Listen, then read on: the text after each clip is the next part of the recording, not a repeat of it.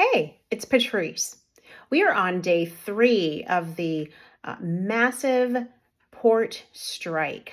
Okay, so what's going on? Well, 45,000 union members of the International Longshoremen's Association, they have called a strike. They went on strike on Tuesday, October 1st, and they're making a lot of demands, which I'll get to, but this is going to have a huge and sweeping economic impact if this strike lasts longer than a couple of weeks.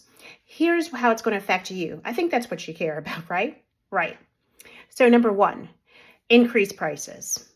It is not surprising that prices rise when there are increased costs to transport goods, to import goods, and that's exactly what's happening. 36 ports across the eastern seaboard as well as the Gulf of Mexico have been shuttered by this union strike. And so that means that all of the imported goods are stuck either in cargo ships off the coast, or they're literally at the ports right now and have yet to be processed and then moved out to the rest of the country. So it has a huge economic impact. Somewhere between $5 to $10 billion a day of economic impact is lost, of money is lost because of this strike. And now, if we continue to see these supply chain disruptions continue, then yes, prices are going to rise. And so what are they going to rise on? Well, a lot of the goods that are imported. We have both perishable items, food items like bananas, cherries, cocoa, sugar. Then there are the non-perishables. Think of your goods, household goods, furniture, appliances, cars, and then there are the raw materials. Those also get imported. Things like steel and cotton and wood. All of those items go into both producing the goods that we are buying, clothing as well, that we buy directly from other countries, or frankly, that they are inputs into goods that we produce in this country. And so if you can't get access to those, prices are going to rise for what is available. Number two, you're going to feel the impact of shortages. I know. That word is back again. We learned this the hard way during the pandemic when, we couldn't get toilet paper. There were shortages on pretty much everything you can imagine. Now, as I ran through that list of all of the imported items into the United States, luckily there are a lot of goods that are produced here in this country, but there are things that are not. And so maybe you're waiting for a shipment, you've placed an order for something that's mass produced overseas, that could be held up for some time.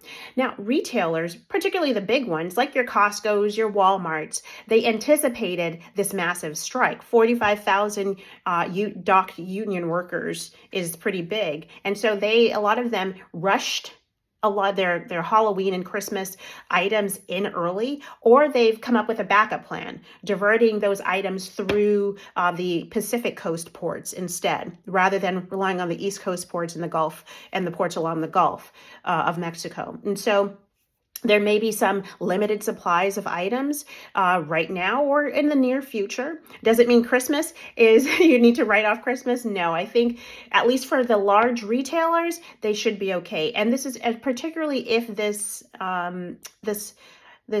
strike is not long and protracted, going into weeks rather than just a couple of days or a couple of weeks.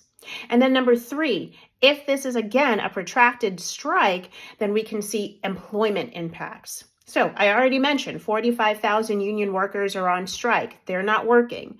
But then let's think about all of the other industries that touch the longshoremen or the dock working. Transportation is number one. All of the companies, the truckers that move all of the imported goods to manufacturers, to distributors, to wholesalers, directly to consumers, they may feel some economic impact. If there's nothing to move from the ports, then there's no reason for those truckers to be on the road. Also, warehousing. A lot of the goods that come off these containers at the port, they don't just necessarily float right on over to your store shelves. Very often they're going to a warehouse where they stay until they're then moved to their final destination. Well, warehousing is going to suffer, and the people who manage and work and operate in warehousing will suffer, again, if this is a long and protracted strike. And then construction. So I mentioned some of the raw materials. Well, things like steel, wood. These are the inputs that we need to build buildings, to build houses, to manage infrastructure. And so if these imported goods, stay stuck either on the docks or cannot be shipped or stuck floating somewhere on a barge in the middle of the Atlantic Ocean, then that means that these projects are going to have to stop. That could drive up cost, obviously, but also it means that these workers will not have work to do. So what happens to the workers? Well, you can expect that they may be furloughed for some period of time. And if this is a long, drawn out process, then we may move from furloughs into unemployment. So this is massive. As I mentioned, the economic impact is in the billions of dollars every day that this strike drags on. Well, why are they striking, you're asking? Good question. Not surprisingly, they're striking for higher wages. Right now, the average wage for a dock worker is about $39 an hour, and they want it to go up to around maybe $69, $70 an hour. What that's working out to, or at least reportedly, is they did not want a 50% increase in wages. That was not enough for the association of companies that manages the docks. These union workers were looking at, they wanted over a 75%, 77% increase in wages over the next 6 years. All right, hey, I understand they want higher wages, and the reason they want higher wages, they say, because their families cannot keep up with inflation. Well, hello, when did inflation kick off? 2021. And as I've already discussed, a lot of the federal fiscal policy drove inflation as high as it did. But that said, there are a lot of families who are struggling and are recognizing that, yeah, I might get a pay increase, but inflation and elevated prices over the past 3.5 years means that my dollar just does not go as far as it used to anymore. And so they're looking for more. The other thing that these union workers are demanding is a halt to automation at ports. That is actually a longer term issue when it comes to the labor market. We understand artificial intelligence. We understand automation is getting rid of some positions, but also changing some positions in how businesses operate and do the things that they do. And when you look at China, there are examples of how Chinese ports have been automated. It didn't mean that every union dock working job disappeared. It did mean, though, that those jobs changed. And so I understand these dock workers want to protect their jobs, but let's be realistic here. Technology is what it is, and it may be unrealistic to say, well, you can never automate ports in the future. So that's a primer on what's going on in this issue. Now, what can we do? What can Washington do? Well, this is actually a role where Congress doesn't play a role, but the President of the United States does.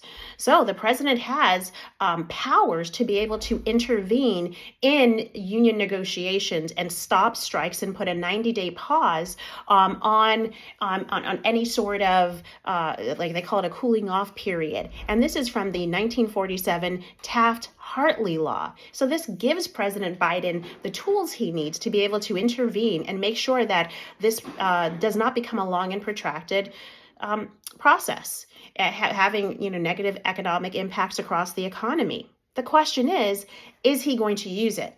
Now, President Biden has said he's going to be the, quote, most union-friendly president in history. We've actually seen him walk on picket lines with union members. So for him to cross the unions in their negotiations, he's not going to do that. There would be a political price to pay for his party and his vice president who's running for president right now. And frankly, I think he just does not want to do that damage. That said, if this turns from 2 days or 3 days into 2 weeks and then into months going into the holiday season and beyond and into next year, you sure believe that people will be looking for President Biden to do something, or frankly, the next president of the United States. So go to IWF. I have a blog up there, 3 ways this port strike impacts you, with more details.